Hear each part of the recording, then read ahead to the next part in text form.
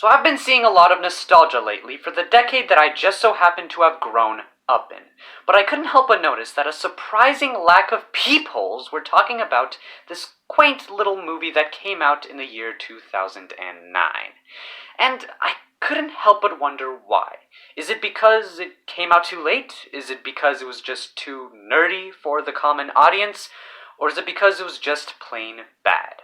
Well, today I'd like to take a look back on this movie and see if it still holds up, I guess. So the movie I'm talking about is, of course, Astro Boy. This movie came out in 2009. Of course, I already said that. It is a computer animated film which is based off of a popular Japanese character who appeared in a multitude of different projects and was created all the way back in 1963. Now, I haven't seen anything related to Astro Boy aside from this film, so don't expect me to draw too many parallels. So this movie's story is actually quite dark. It takes place in a dystopian future, where there's the city called Metro City in the sky that dumps all of their waste to the surface below. And robots are a huge part of this city's society and are essentially integral to everything. And one person who is an expert in the field of robotics and sorta did a lot for it is the scientist named Dr. Tenma. Unfortunately, Tenma ends up losing his son Toby in an experiment gone wrong.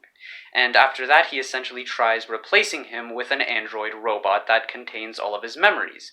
But he slowly realizes that this android isn't actually his son, and his son's really dead and can't be replaced. So he gets rid of the android, who still has all of Toby's memories and is still sentient. And he ends up in the surface below Metro City.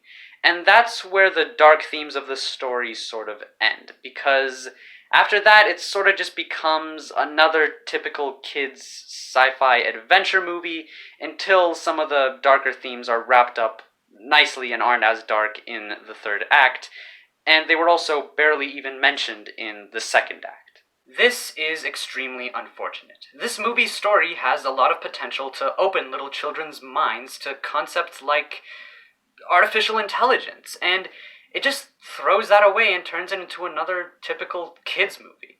Now, I'm not saying every kids movie has to have a deep, complex, and philosophical story, okay? But there are a lot of movies that are like that, and most of them are loved by audiences and critics. This movie could have easily been one of those, but it just isn't. This movie establishes a really thought-provoking story, but doesn't really do much with it aside from what it did do with it in the first act.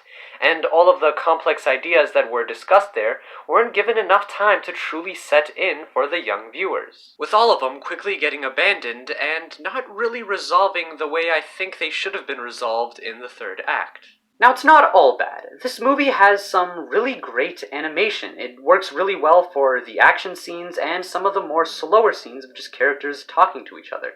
The character animations themselves are really expressive and really lend themselves well to each scene that they're in. Now, this movie has a lot of problems, far more than the ones I've already mentioned. But would I still recommend it?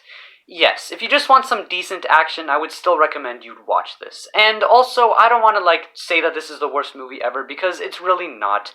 It's not as bad as other movies out there, and for an anime adaptation done here in the West, it's done surprisingly well, and certainly way better than a lot of the schlock we've gotten here, so I would also like to mention that I have lots of nostalgia for this movie since I first watched it when I was younger and actually really enjoyed it. So if you're in a similar situation, I would recommend rewatching this movie just for the nostalgia. Well guys, that's pretty much it. That's everything I wanted to mention. I hope. Fingers crossed I didn't miss anything.